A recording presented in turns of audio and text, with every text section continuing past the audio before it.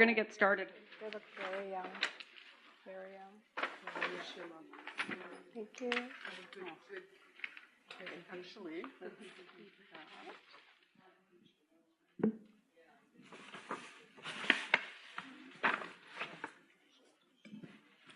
so we're going to get started. I am Val Arnaud-Pelche, and I am the Aboriginal Coordinator with the College of Medicine and the School of Physical Therapy. And I'm here to introduce our guest speaker today. So first of all, I want to acknowledge the traditional territory that we're on. This is Treaty 6 territory and the homeland of my ancestors, actually, as well as the homeland for the Métis people of this province. So, WebEx, do we have people joining us? Online, but we just want to let everybody know that we're recording Okay. The talk, and so people are joining on via WebEx from elsewhere in the province, and then depending on whether it's okay with Holly, we'll likely upload the talk to our website after. I don't know if everybody heard that, but we're being joined by WebEx by some other communities and some other people, so be careful what you say.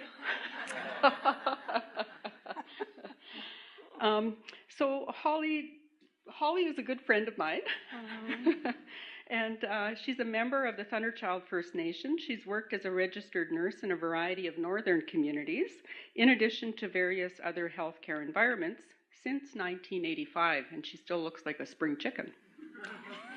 Holly's an assistant professor in the College of Nursing at the University here of Saskatchewan. She maintains an active practice as a registered doctoral psychologist, working primarily with individuals who have experienced trauma and symptoms of post-traumatic stress disorder. Holly's research is focused on Indigenous health, mental health, and well-being. So, welcome, Holly. Thank you for joining us today. Thank you. I have thank you. Yeah. I'm going to also offer her some traditional tobacco. It's a form of reciprocity for the knowledge that she's going to share with us today. So thank you. Hi. Thank you. Well, thank you everyone for coming. I know that everyone's schedule is so busy. And as I was preparing the talk for today, I was thinking there's so many things I could talk about with resilience. And I went to the one that was offered on campus for our students and faculty. Just to see what's being said there. And I often attend conferences and looking at mental health and wellness. And I was talking about with Val, and we were talking about the Cree word, and with indigenization and looking at other worldviews, and particularly looking at language. And I spent a bit of this morning talking with a Cree speaker from my community. And we were talking about how to say, first of all, I wanted to make sure I said it correctly. It's ahkameyimok. And he said it's about everyone helping everyone. Keep encouraging each other, don't give up, and keep going. And I really like the Cree cultural of the language because it implies we all have a responsibility to support each other. Whereas when we look at resilience from a Western paradigm, it's very much of what can I do from my perspective right here and now. So there's very much a blend of both cultures, and looking certainly, we can't talk about resilience without talking about past experience. We can't talk about resilience without talking about how we manage and how we cope. But most importantly, when we look at the Saskatchewan context, so some of you are students, graduate students, some of you in medicine, many nurses here as well, is we provide care for people. So what I'm hoping is that you'll take from this as a personal construct of how you can enhance and improve your resilience. You'll find that most of what I'm saying is not new, but I'm hoping that it's organized in a way that you can say, yes, I'm very good at this, I'm 10 out of 10. And I've been doing a survey with family members and people I know. I've been asking themselves to rate themselves 10 out of 10. So I'll let you do that when we get there. And it was very interesting. Many individuals, they rate themselves 6 in some areas, 9 in that. So we all have areas that we're doing really well, or we wouldn't be where we are. But we all have areas that we can improve and work on. So I think it's really important that we have a construct to look at. What is it that will make a difference when I'm experiencing a particularly challenging time in my life, and what can I do more of? But then on the other side, when we look as healthcare professionals, what does that mean? It's about having that context or that lens in which we view people who come into our care and understanding how their past experiences has or may have impacted them when they come into our care. So I always like to start with a little bit of context of where I come from and kind of my family. So this is a picture of my mother and my auntie's taken in my community, Thunderchild, Beasuawasis, at a Sundance. So my mother is on the far left, on the far left and whatnot. So I was fortunate to have been raised, exposed to my culture and immersed and very active with Sundances. I show this picture because we're talking about resilience, right? This is my daughter. How many of you are parents? A few of us in here. And how many of you have nightmares of your children growing up and joining the circus? Never occurred to me that that would be what my daughter would do, but that's what she has done and is doing. She went to Dal and she finished a degree in English, and she's fluent in 3 languages, in French, German, and in English. I also show her picture for a reason. If we can't tell who people are, what their experiences are by looking at them, and by looking at her, you cannot tell that her grandmother was in the residential school, and that her mother, was directly impacted by that legacy, and so has she been. And that. So a lot of assumptions we make about people when we look at resilient, and sometimes we look at people and we say, oh, doesn't matter what happens, they just keep going and doing it. It seems like nothing bothers them. And we look at other people and we're just thinking, oh, they're not coping very well. So we tend to make lots of judges and assumptions. And I want to talk a little bit more about when that's helpful and not helpful. It's a bit of a kind of a standing joke between us because both my kids are more into the arts, and that one function there, I'm trying to get that didn't work, where she's upside down. She's at a corporate function pouring champagne. She makes $200 every 30 minutes. And so she kind of says, Mom, I don't think you should complain with what I'm doing. And she loves what she's doing. We talk about resilience, we talk about support. And I'd like you to think about, as I'm going through some of the content here, is where do you get your support? Where do you get it internally, and where do you get it externally? And one of my main ways is my connection with nature, plants, and animals. And these are 2 of my closest companions, Odin and Shiloh.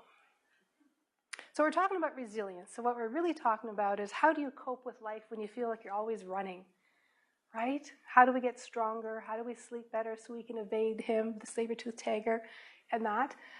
So I'd like you to think about, even though we're talking about resilience and we're talking about our own wellness and we're talking about ways that we can do things better and be more efficient, and when we particularly start talking about trauma, it's important that we look from a context that takes both paradigms into perspective, not just the one who's coping and struggling and trying, but the forces that are being applied to the person that are compromising their wellness. So I wanted to start, and I spoke with this Cree speaker. So that's the English phonetics, if you were to say it, ahkameyimok. And the way I said it to him, he says, the way you're saying it's plural. And when you say it in a plural form, that's where it's everybody encouraging each other, everyone to keep going, and remind each other to keep going. So they talk about like a strong mind, ahkameyimok, and that. So that's where that comes from, is that that's a collective response we can have with supporting each other. And so today what we're going to talk about, I thought, how can I kind of coin this a little different, who, what, where, when, why, how, look at a reporter kind of perspective to make it brief and succinct and that. So we're going to look at it within those categories. So really what, we're going to a definition of what we're talking about, who, why, where, and when. Semak, that means right now, and Cree. That's when do we start addressing and looking at enhancing our resilience. It's right here, right now. We don't have to wait. And a little bit of the how, how do we do this in the light of the very complicated fabric and context that every Canadian lives in.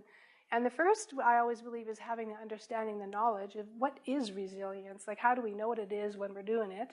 And what do we do if it doesn't work with what we're doing?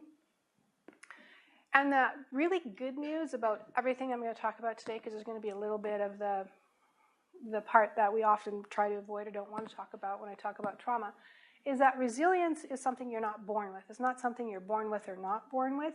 It's a trait. It is a behavior, thought, things that we can teach, and everyone can learn this. So that's the really good news, is that everyone in this room and everyone we know can enhance and improve their resilience. So that's the really good news, and I'd like you to hang on to that. We're going to talk a little bit about the past impact, adverse childhood experiences, and that more than likely has impacted everyone in this room. and a little bit about colonization, and specifically because of the Saskatchewan context, and also to frame it within the TRC calls to action. We all have a responsibility to look at those specific recommendations, and so it's important that we understand how the past has impacted the development of this and what that means in our practice as professionals, in whatever degree that you're going to be practicing within. So we look at what's resilience. There's many definitions, but the easiest way to describe it is ability to bounce back. Now, I don't really like that because I think of a ball. When you throw a ball and you hit the wall and it bounces back, because it doesn't feel like that when you're in the midst of having, something have happened to you. And so, but when we look at it, it's just ability to return to how we can go back to our life as it is. Life is never really the same when you've had something traumatic, or say you've had a major surgery or a major loss, but it's getting back into the swing of being able to enjoy life. I think that would be the most simple way to put it. And just because someone's resilient, it doesn't mean that they do not experience emotional discomfort. In fact, the opposite is true. People who tend to cope well and recover faster do it because they actually go to the root. They deal with the issue. So usually I have a mountain, and I forgot to put it in this slide. And if you imagine when we have something uncomfortable in our life, it could be the grief related to a loss of a family, loved friend, or it could be another event that's happened in our life. If you look at the mountain, what we tend to do when we don't know how, we're uncomfortable, we don't have a skill set or a toolbox to help us, is we go around the mountain. That's called avoidance. And so that's really what many of us do till we can figure out a way how to deal with the root of the mountain. But when we look at the research and we look at people who recover the fastest, they're the ones who go to the mountain. They go to the root. So we can, in psychology, we call that desensitization, we call it exposure. We have a number of names for it. And we can go there in different ways. We can go there individually, say perhaps we have skills, we've been there before, we know what we have to do. Perhaps we need professional assistance, a psychologist, a counselor. Perhaps we go with an elder, or perhaps we use tradition, we use sweats or sun dances. We go there with a collective community of support. There's many different ways we can go to that root of that mountain. So I want to just leave that with you, that there's not just one way. There's a multitude of ways. So the really good news of everything I'm going to say is that you can learn it and you can enhance what you're doing. So that is the fabulous news. The other thing is I'd like you to think about your fire, iskito, and create iskito as fire, and iskwewak women, so meaning women have the fire, because they can create life, bring life. I want you to think about, when I was doing research in my community, we were looking at suicide and looking at what can we do. And what we did was we did assist training for everyone 16 and over in the high school. But we met with the elders and they said, we don't like that word suicide. We prefer a word that is talking about the fire, because when people start thinking those negative thoughts of not wanting to be here, it's more about their thinking the flames are getting low. So we'd rather think about iskito, fire. How can we feed the fire? How can we fan the fire? How can we support the fire? So I want you to think about that as we're talking resilience. What do you do that supports and fans your fire, iskito, the fire of life, fire of your soul? There's many chi, many different ways we can refer to this life force. And that. So no surprises when you look at this. So we're just going to give you all the answers right at the beginning. This comes from the American Psychological Association as to what makes a difference. And I'd like you to think in your mind, or write a piece of paper, just rate. If you were to rate how caring and supportive your relationships are inside your family and outside your family, how would you rate inside your family out of 10? And outside your family could be agencies, colleagues, anyone that is not related to you. Now that's kind of hard when you agree, because we talk about Wakoto and we're all related, but let's use kind of the nuclear family as a definition. So put yourself and think, you don't have to write it down. And then when you look at these relationships that are loving and supportive and have role modeling and offer us encouragement, how would you rate that? The third one is the capacity to make realistic plans and take steps to carry them out. This is really critical, because when we have a crisis in our life, we feel that, what am I going to do? I don't know how to move forward. I don't even know what step to take right now because I'm so overwhelmed. So the quicker we can get to making a plan, and usually it doesn't happen in isolations. You do have experiences where you go to bed at night. You ever go to bed at night and you're really thinking about a problem or an event that's happened and you're wondering about how to solve it, and you wake up in the morning and you have an answer? Does it happen to you? Yeah, it does happen. That's great what happens when you go to sleep. So that can happen. But if that doesn't happen and you're still stuck and you're still feeling that you don't have a direction or options, then that's an area that you can look at. And this is no surprise, because when we talk about self-esteem and a positive view of yourself and understanding your strengths, this is very much related to your self-esteem. And we know all the research that talks about how you feel about yourself, and if you're aware of your strengths and how you pursue and develop them, is a huge factor towards resilience, because you're focused on the, I don't want to say the positives, but you're focused on the strengths versus the deficits of yourself and not. So if you think of Eeyore and Tigger, Tigger is always happy, bouncy, right? Tigger's always happy. That's like my dog Kai. He's like a doofus. It doesn't matter what happens. He's going to enjoy life. It's like, yeah, carpe diem. That's his philosophy, right? And so personalities are different. Very important. Skills in communication and problem solving. We hear that all the time. What does that mean? In a nutshell, it means you have the capacity and ability to ask for what you need. Many people say, I'm a very skilled communicator. And we tend to think we are because we speak English. So we think that transfers, there's some sort of transferability, right? But when you can ask for what it is you need, those are signs of good skills in communication. So we think that that's easy. But how many of you, when you're having a difficult or challenging time, will actually say to someone in your close circle of friends, you know what, I'm upset about this. This doesn't make sense to me. You know, I'm doing this because it's the phone. Most people I talk to are on the phone. And not often. So it's being able to ask for insight. It's being able to talk to someone. That's really key. And so if you don't have that in your life, it's important to establish that. I remember Crocodile Dundee. Remember, he was walking around in Australia, and he's talking to animals, and he comes to New York, and he goes, no wonder you all need psychiatrists.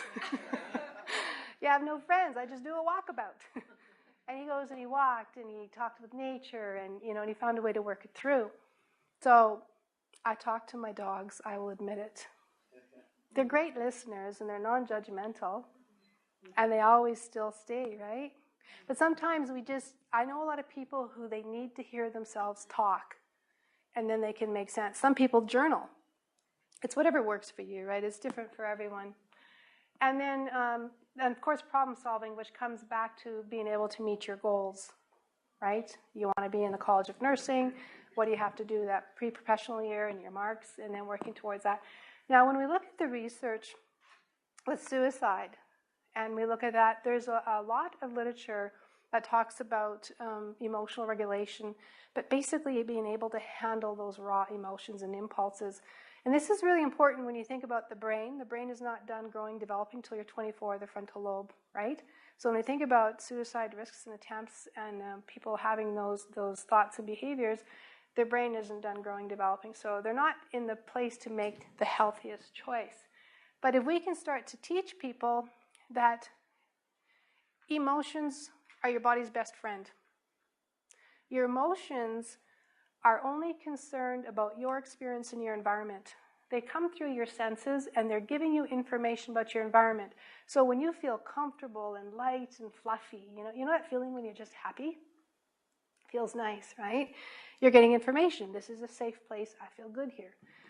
On the other hand, when you have those emotions where it's just a feeling of you just feel uncomfortable, it just feels, I just don't feel safe here. That's your body giving you information. So your emotions are your best friend, your body's best friend. And it has your survival at utmost. That's the agenda. Your whole brain is wired for your personal survival. That's why we have the fight-flight response. It's geared to protect you from danger. The problem happens when a lot of people are experiencing things that are uncomfortable emotionally, and they haven't had the role modeling, and they haven't been taught the skills of how to manage it. It's scary. And many people tell me when they come into private practice, I'm so afraid if I start talking about everything that I just will not be able to stop, and I will fall apart, and I'll never be able to put myself together again.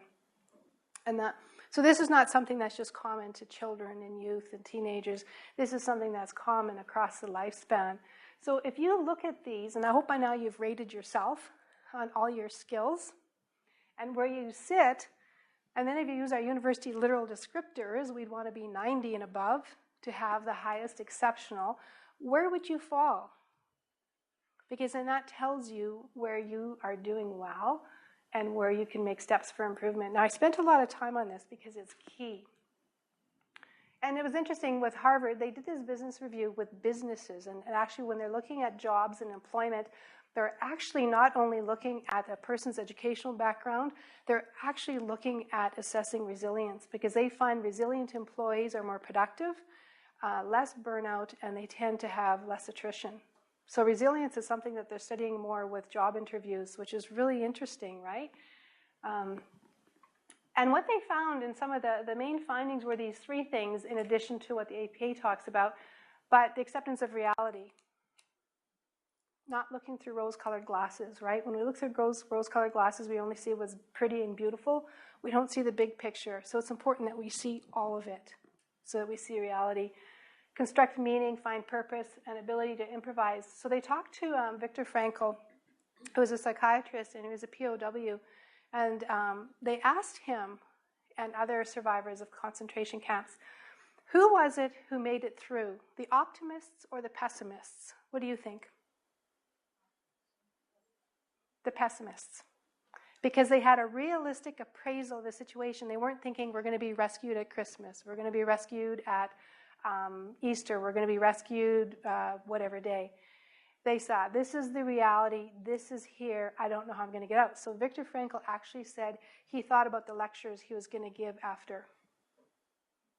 That was one of the things he did, and he developed the theory of existentialist, and that which we talk a lot about.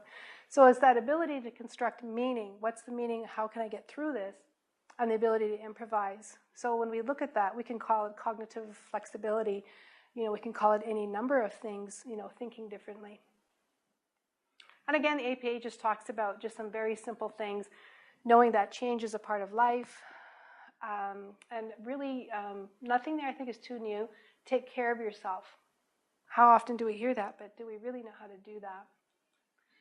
So who can improve their resilience? And the answer, we've already answered that, is anyone and everyone. So can children. We can teach these to little people, right? They can learn these things. And why would we want to know about resilience?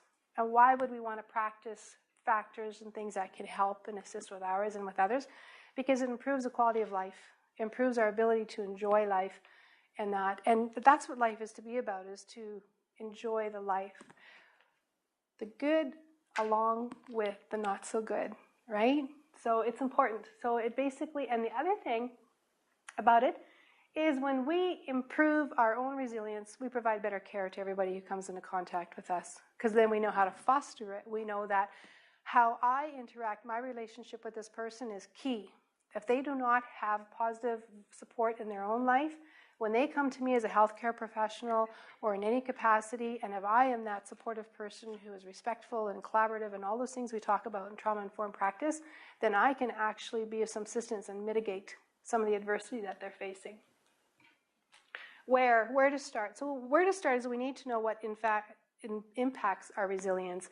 What is it that can make it more difficult for some people than others? And this is where it's really important that you have knowledge of your own personal history, because this is different for everyone. If you're Indigenous, it has a different history. If you're non-Indigenous, we look at other people who come from other countries and have had other experiences before they come to Canada. So it's important that we look at that, because the past does impact the present. It does impact who we are, who we've learned, how we've learned to be, and how we've learned to perceive the world, and that. And I do want to bring your attention, adverse childhood experiences. Probably most of you have heard of this, but it's just important that we know that it's the longest longitudinal study done to date that has looked at the impact of adverse childhood experiences on health later in life. And what's really interesting about this was it looked at personal experiences of abuse and neglect, but it also looked at witnessing intimate partner violence. It looked at living with someone who had a mental health condition. It looked at incarceration. So not only what happened to you directly, but also in your home. What's really interesting is the vast majority of participants in this study were Caucasian. This study was done in California. They had 17,000 individuals. And there was a small part, like I think it was like minor, like 2% who might be Indigenous in there, but they didn't actually have that to be able to self-declare. So when you look at that, we found that adverse child experiences are very common.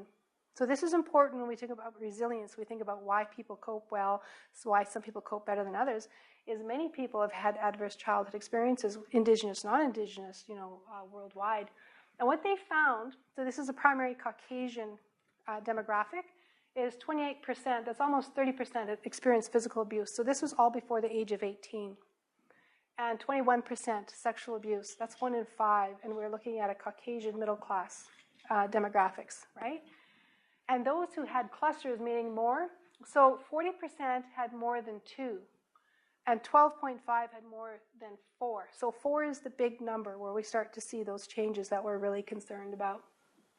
So it has a dose relationship. The more of those adverse ACE experiences you have as a child, it's correlated with more health problems. And so there's this stunning link. So we're looking at lung cancer, diabetes, autoimmune diseases, depression, violence, being a victim of violence, and suicide. So if you have a score of 4, it starts to get serious. So look at that. Let's look at one like depression, 460% increase. Attempted suicide, 1,200. So it is significant. And more recently, there was an article, 2017, that talked if your ACE was 6 or more, 24 times increase the odds of attempting suicide. So this is significant when we look at programming, when we look at policy, and we look at how can we make a difference, and we look at upstream programming, is to prevent this from happening, which is the goal, right? And to be aware of resilience, to know that even though people go through these negative experiences, what can we do to help them cope in that? And we can't talk about resilience without getting into trauma. And I just want to say it's traumatic. Trauma is relative. To an 18-month-old toddler who falls and scrapes their knee, the first time they've felt that pain is the most painful experience they've had, and it's incredibly traumatic because they don't know what's happening. And so it's relative based on what you've had and what you've been through. But anytime someone is overwhelmed and they don't know how to cope with what's happened to them, it's traumatic. I just want to draw your attention that it is more detrimental the younger you are. Lots of research to substantiate that. Dr. Bruce Perry has done extensive workshops, writing publications, books, and articles talking about the neurodevelopmental impact of trauma and how it affects the brain and the pruning and whatnot. So what we do know, now these are Canadian statistics, is it's very common, very, very common. And we look at 76% of Canadians have had some type, 9.2 meet the criteria for PTSD. So this is Canadians. This is not specific to Indigenous or non-Indigenous. And that's higher than what the DSM talks about PTSD, right? So lots of trauma.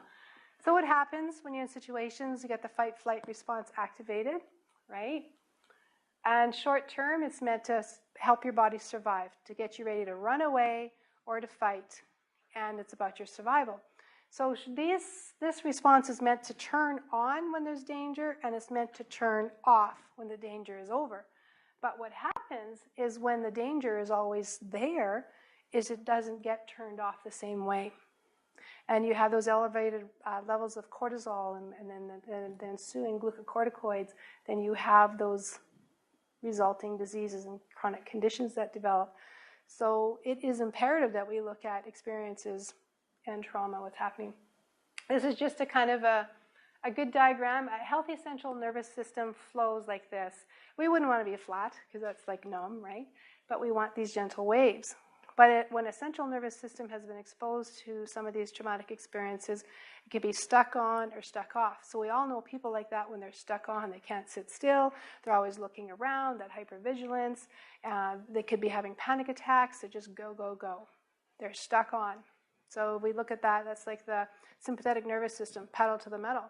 The other side is stuck off, is it's just lethargic, can't get out of bed, depression, right? You can see both sides of that with trauma. So I just want to draw that to your attention, that it does affect the body. It's not in your head when you've had an adverse event happen, particularly if it's been traumatic, that you don't feel the same.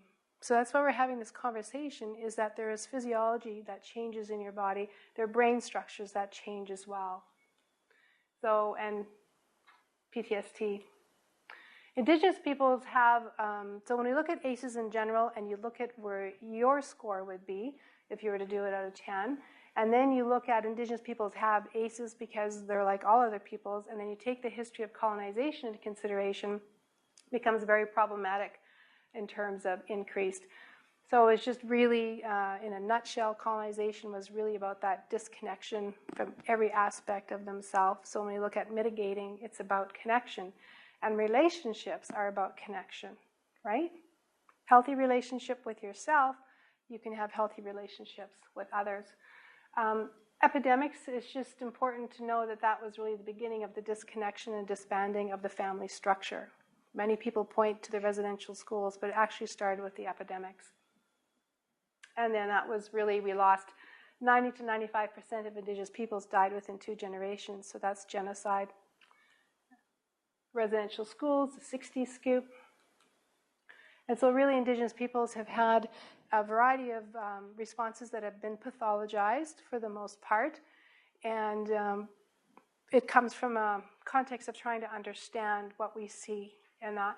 So we've become very familiar with the terminology of historic trauma, intergenerational trauma, lots about PTSD, and of course we're all hearing about the increased mental health and health challenges, all part of it, and the historic trauma.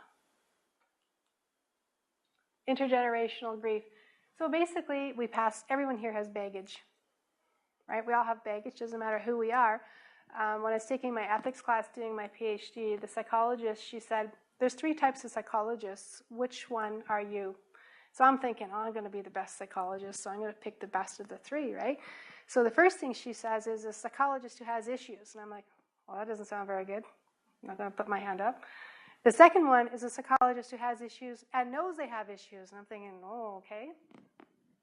And the third one is a psychologist who has issues, knows they have issues, and is addressing them. Meaning that everybody, we all have stuff to work through, and it's really that we have to take those steps, right? So just because you're a psychologist doesn't mean that you have all the answers. Just because you're a medical doctor doesn't mean that you're never going to get sick. It does mean you have more tools and a skill set to circumvent that, mitigate that, right? And internalized depression. And this is just when people start to believe the messages, what they have heard about, said to them directly, or heard about their peoples or their specific group. And that's really powerful when we look at self-esteem and appraisal of self, as if you believe those negative stereotypes that you've heard and that have been spoken. So this is something that is important to address.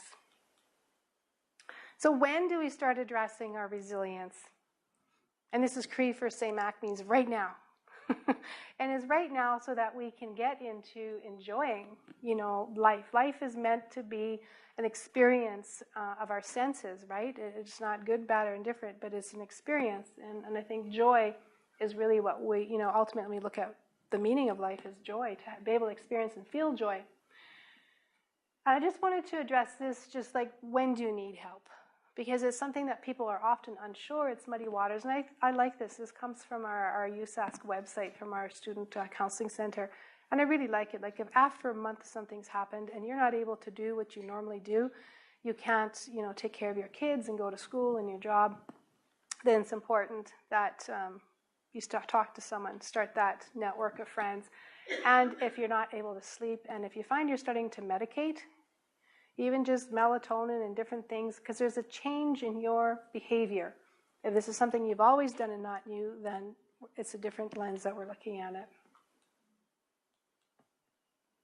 And so really, the how of it is really about understanding how these past experiences can impact the present. And I think that's really how to implement something, is we have to understand, we look at theory, we look at different practices that inform our practice, and knowing that we can learn it.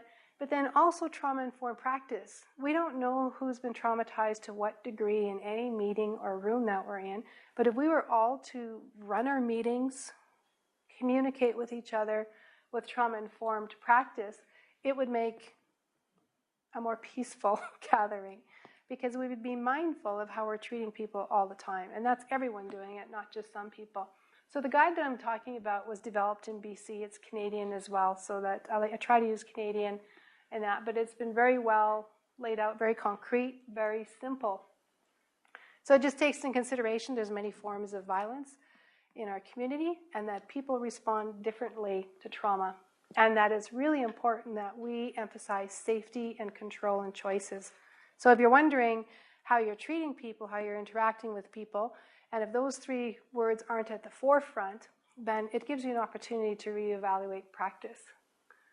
So trauma awareness, and we have many opportunities, in academia, there's lots of workshops and ongoing, is to really just understand that it's not in people's head. That's why I talked about the pathophysiology just very briefly, and that it affects developmental babies. I mean, we look at failure to thrive, babies who are born and don't have that attachment with another person. It's the saddest thing I've ever seen in my life. I saw that in my pediatric rotation when I was a student nurse, and I think it's the reason I never worked peds, because it broke my heart.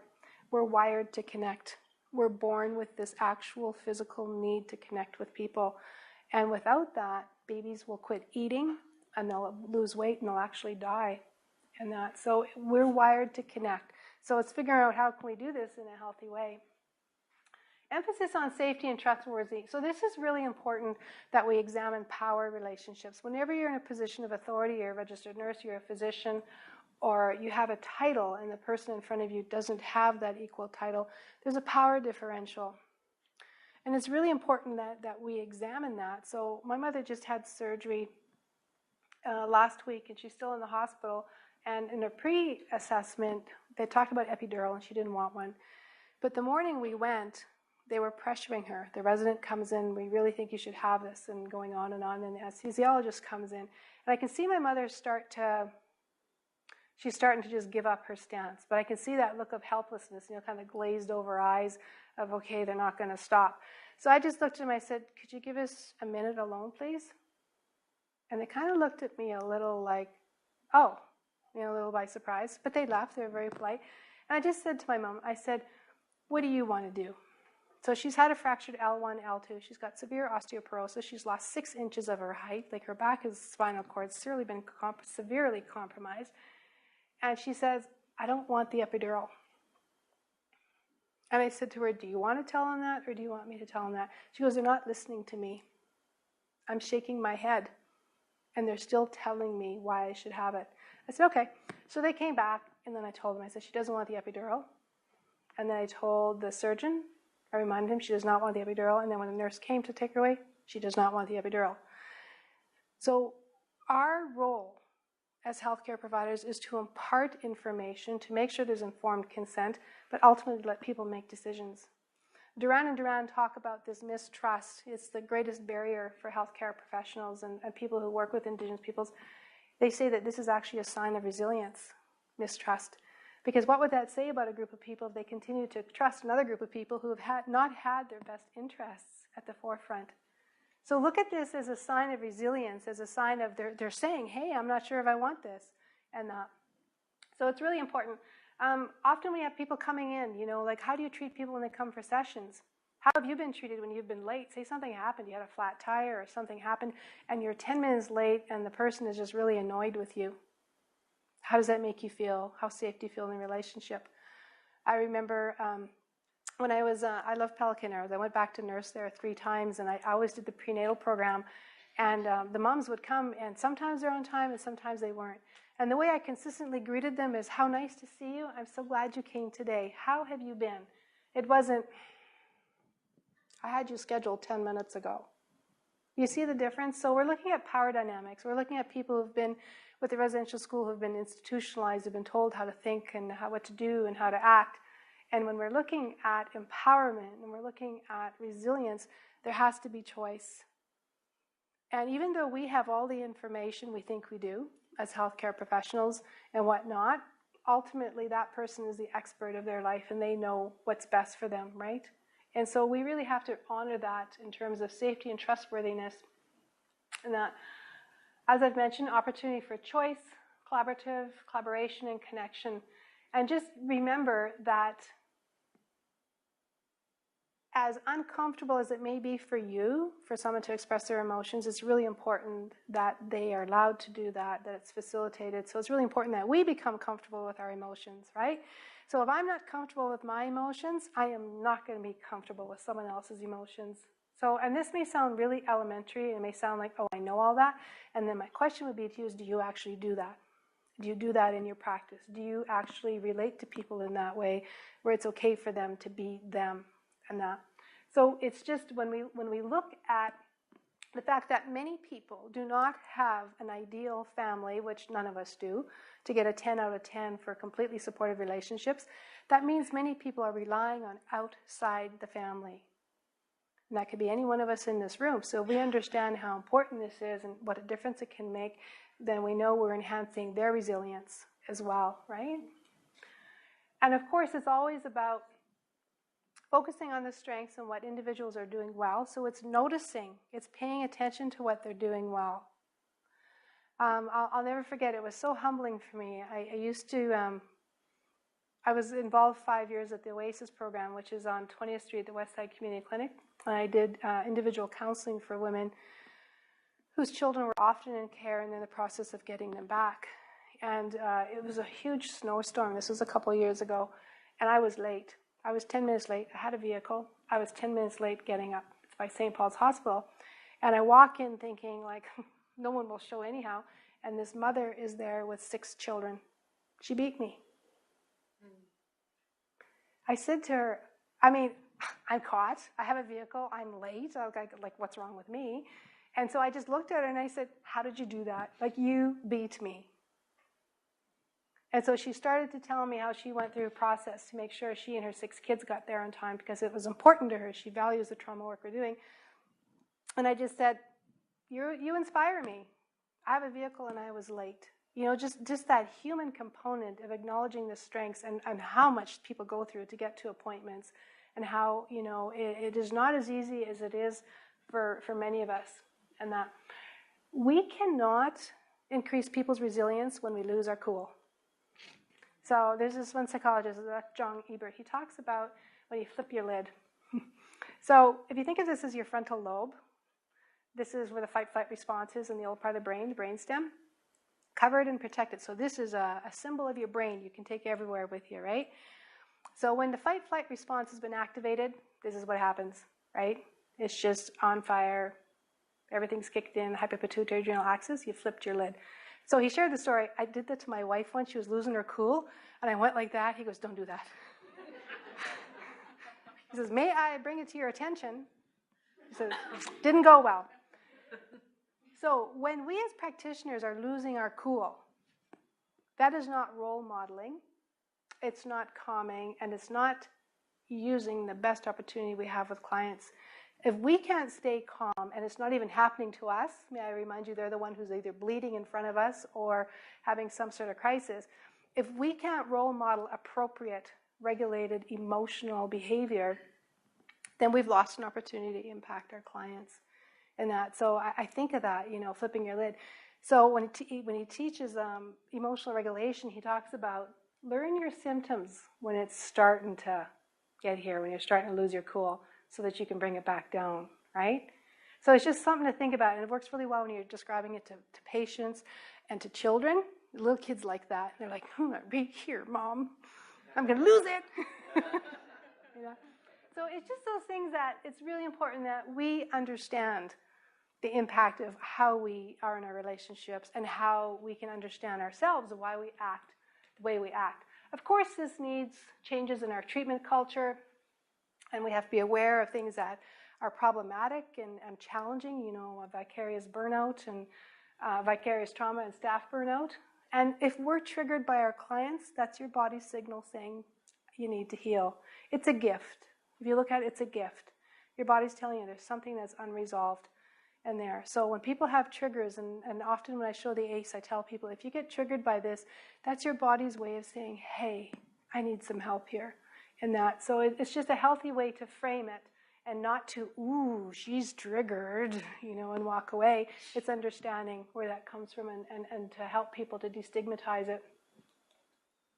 So really, the goal is we have to know what impacts our relationships, our own personal histories, and people we work with, so that we can have healthy relationships, because that's the number one when we look at resilience, is healthy relationships in the family and outside the family, and we can be a big part of that.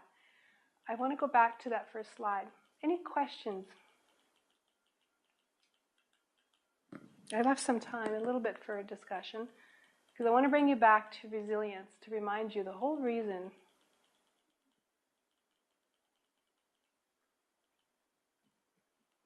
So primary factor is having caring and supportive relationships within and outside the family. So when we wonder how we can make a difference, that's really key. And relationships that create love and trust. So trust is part of trauma-informed practice. Positive role models. So when people come in and they're really challenged with what's going on, do we walk through with them and help them in a way to facilitate problem solving, knowing that when we teach someone problem solving steps, that they can do this over and over by themselves, that we've just improved or enhanced their resilience. So it's a really simplistic, concrete way to look at it, but I want you to really think about, what are you doing well? Yes?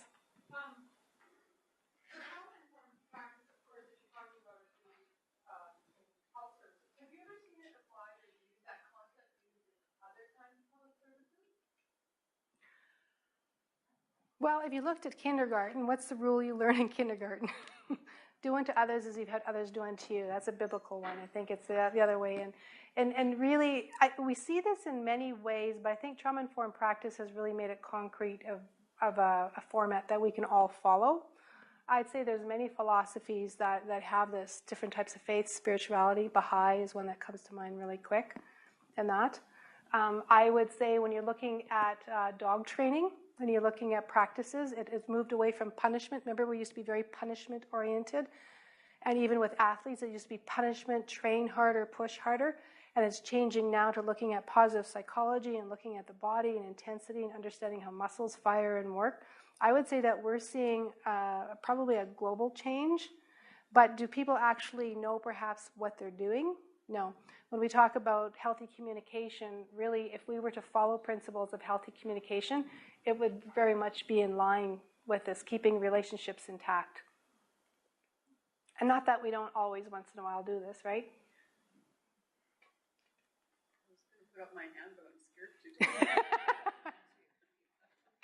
to. Okay, so my question is, can you speak a little bit about what resources are available maybe here on campus for some of us? Resources, that's always a question I get. Well, first of all, we have our mental health. We have our student center, right? And they provide mental health counseling there. That's probably the most formal place. We have our informal, when you look at the Gordon Oaks for Indigenous students, and they have the gatherings and the elders coming and whatnot. And then if you look in the city of Saskatoon for free counseling, adult community mental health, which is, you call City Hospital, the intake, and the NAW is beside there. They have child and youth and adult. It's free counseling. Then you have various sliding scales with different organizations. Then, of course, private. The good news is if you're a treaty or you've been directly impacted by the residential school legacy or the 60s scoop, and a family member of missing, murdered Indigenous women, is non-insured health benefits for Canada will pay for your counseling. There is a list of non-insured health benefits therapists that you can get by going on the website, and you can access services that way. Another way is victim services. I've had clients through there, is when they've went through the judicial system and they go through victim services, they actually allot a certain amount of money that will pay for private counseling, but it will also pay for cultural events, which I was pleasantly surprised. So they could go to a sweat, or they could do something traditional in their own culture, which I thought was really progressive in that. So I think the key foundation is start talking to people who are connected and where they're going to, if what you're doing isn't working. Yes, Caroline? So can you talk about the relationship between resilience and forgiveness? And, you know, because within, I know a lot of the work that I've done, life history work, is that relationships, but also, like, not only not only what happened in residential schools, but also what happens between people in communities, in homes, and so what is that relationship between resilience and forgiveness, and how do people reconcile forgiveness as part of their journey? That's a really good question, and I'm probably not the best Western psychologist to ask about that because I've been down that path myself. For me, forgiveness in the textbook or the religious perspective never really made sense for me because it felt passive. It felt if I forgive you, it felt like I'm accepting it, right? And I heard this psychologist, he was on Oprah, and I can't remember his name, but he came to Saskatoon. And I loved his analogy of forgiveness. It's the same thing of letting go, because forgiveness is basically taking those hooks out of your back, those past experiences that drag you down. They're always kind of there, and when you're feeling down, they hurt more. And what he did was he started touring jails. He'd been a psychologist for 30 years, and he says, I've got this case, I've got all this knowledge. And he talked about forgiveness in the contemporary kind of way that we think about it, just let it go, you know. And he said they threw food at him. So he went back to the drawing board, and he came back with this concept. And I use this with myself, and I use it with 90% of my clients prefer this. He said, forgiveness is hard for most of us. But I want to ask you if you're interested in revenge. He said all the inmates, their ears perked up, just like you all just did. And he said, revenge in this context. Revenge is live well despite what's been done to you. So he said one man came into his practice and he said, my father used to beat me every day. How do I forgive him? How do I forgive that? He says, you get revenge. You be a different father. You don't beat your son. Revenge is a verb. I'm doing something. I am taking control. And I'm going to live well despite. So maybe someone intentionally or unintentionally hurt my feelings. If they unintentionally hurt my feelings, then I'm not walking around thinking, man, I don't know why they said that, and, you know, going through that whole thing. And if they intentionally tried to, you know, the most powerful thing is to be happy despite. I had one client who was working like at a McDonald's type thing, and she said, my supervisor is harassing me, and she's bullying me, and I'm just so angry. I don't know what to do. I said, do you want some revenge? She looks at me, she goes, yes. And I said, you be so nice to her. Doesn't matter what she says, you smile at her, and you walk away and you do it. She goes, well, what is that going to prove? I says, you're basically doing this to her. You don't matter. You're not going to affect my day. And she says, I don't know that'll work. I says, try it for a week. Come back and tell me next week. She came back and she said she lasted 3 days being a wicked biatch. And then all of a sudden she changed because she lost her power over that person. So when you think of revenge, of living well despite, people lose their power who are bullies. If people are intentionally trying to hurt you and you're still happy and you go forward, it's like, I obviously can't impact her or pull her down. They give up. And plus I feel empowered. No matter what has happened to me in my past, I'm going to live well. That's my revenge. So I like that better than forgiveness because that works for me. Was that helpful? Yes. Thank you. So I'm actually thinking revenge. Revenge. Not forgiveness. So I have to forgive, right? Because to me, my chest actually feels like it collapses when I think forgiveness. And you should see clients when they're sitting with you and people are already depressed, sit like this. Very shallow breathing. You talk about forgiveness, this is what happens. You talk about revenge, this is what happens. It's interesting watching the body. I'll just add, because I know this gentleman has a question, but one of the things that bothered me back a few years ago around what happened in Hollow Water. So Hollow Water is a very interesting community which they had high rates of sexual abuse, and then the women basically went into the bush and decided enough was enough and came out, and the community transformed from having these high rates to having and they did it through restorative justice. And it's a wonderful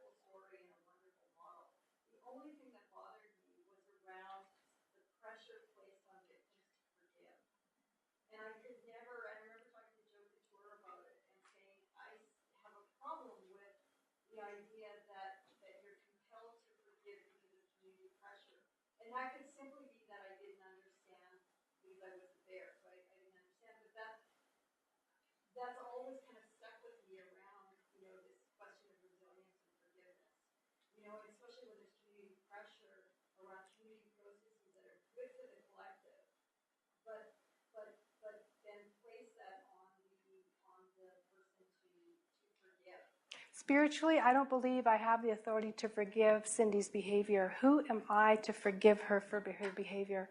So that bothers me as well. All I can do is live my life, because then we're going back into a very, like a religious perspective. I forgive you, right? I believe that, and I'm saying Cindy because we're good friends, I'm not picking on her, is that we all have our own karma and we answer for what we do. It's not up to me to say I forgive you, but what I can do is have my revenge in the sense of I leave her alone to make her own peace, but that's not part of my peace. Because it's not okay that you hurt me and you did this and that. It's not okay for me. So I can't forgive in that sense of saying it's okay that you bashed me over the head and dragged me down the street. There's no way I can say that because my body rejects that, and it's just not my truth.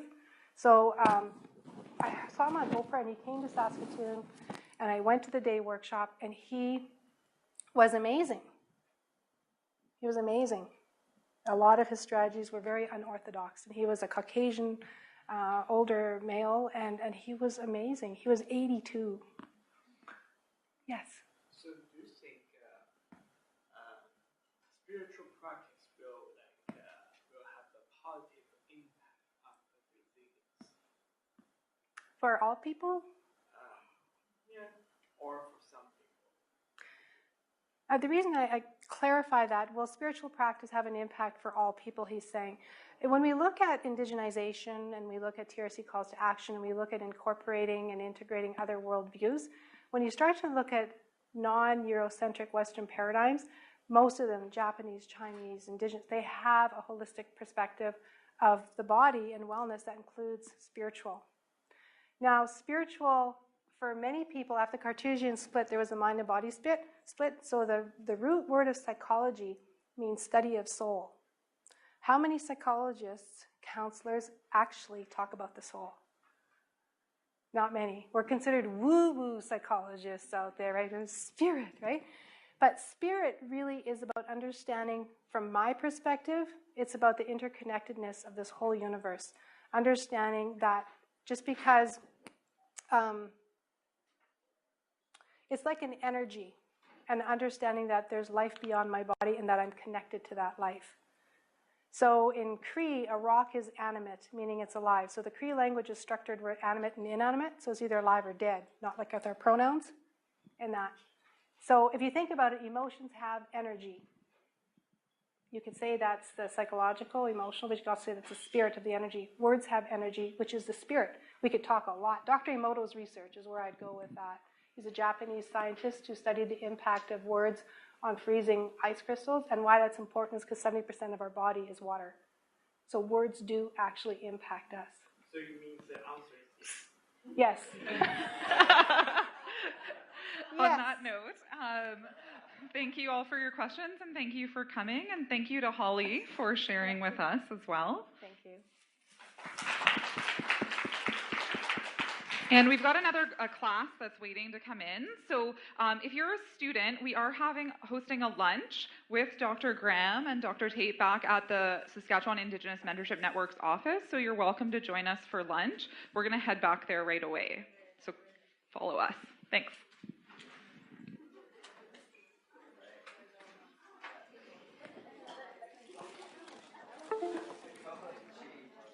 I like that answer. Yes.